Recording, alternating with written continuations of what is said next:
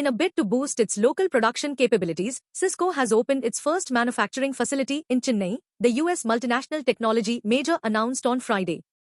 With this move, Cisco aims to generate over $1.3 billion annually, enhancing both exports and domestic production.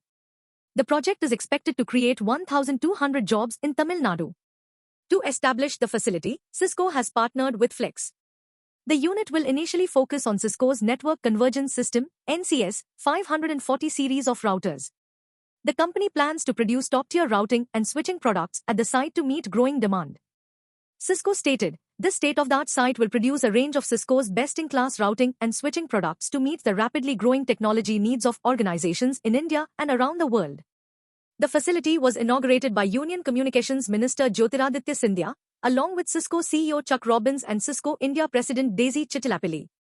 Cisco has collaborated with Flex to successfully build the Chennai site and bring advanced telecom technology that can help connect citizens in India and globally. This is the next milestone in Cisco and Flex's long-standing 25-year partnership to ramp up manufacturing across the globe with speed, resilience, and sustainable practices, the company said. Going forward, the company plans to focus on advanced printed circuit board, PCB, assembly and industrial-grade products built to withstand severe environmental conditions. Additionally, it will produce complex products requiring thousands of individual components to meet the demands of advanced networking equipment.